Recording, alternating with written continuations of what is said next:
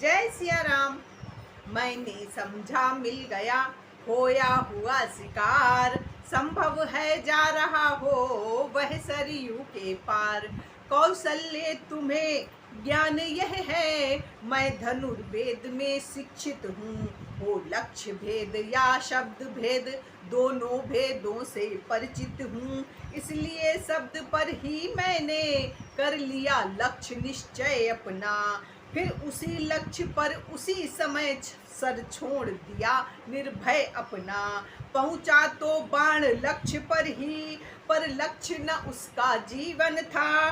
घातक था जिस जीवन का वह जीवन अपना ही जीवन था। हाँ, ज्यों ज्यों याद आ रही है, हो रहे रोंगटे खड़े प्रिय, हो रहे रोंगटे खड़े प्रिय। क्यों गया शिकार खेलने में, क्यों गया शिकार खेलने में, और क्यों मत पर पत्थर पड़े प्रिय।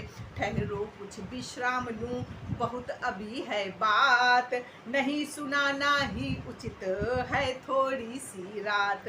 सर के लगते ही हुआ करुणा का संचार, किसी चुटीले मनुष्य की आई आर्त पुकार। घबरा कर मैं उस ओर चला, घबरा कर मैं उस ओर चला, सोचा यह क्या भवितव्य हुआ। हूँ मुझ हतभागी के हाथों से आहत इस समय मनुष्य हुआ। ज्यों ज्यों मैं आगे बढ़ता था, त्यों त्यों पुकार भी बढ़ती थी। नभ मंडल के निर्मल पट पर श्यामल में घावली चढ़ती थी। अब साफ समझ में आता है कोई अति दुख से करह रहा। हा माता पिता माता, यह बारंबार पुकार रहा।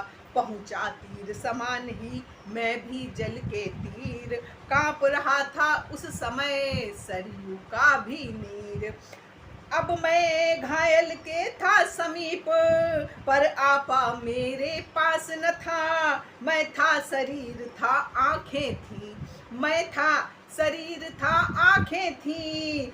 सब कुछ था होश हवास न था, सब कुछ था होश हवास न था। ज्यों त्यों यह शब्द कहे मैंने, ज्यों त्यों यह शब्द कहे मैंने, हो कौन बताओ उत्तर दो, हो कौन बताओ उत्तर दो। हे निर्दोषी दोषी हूँ मैं, कुछ दंड अभी निश्चित कर दो। मैं अवधपुरी का दशरथ हूँ, मेरा ही सर हत्यारा है। पड़ गया मृग के धोखे में, मैंने ही तुमको मारा है।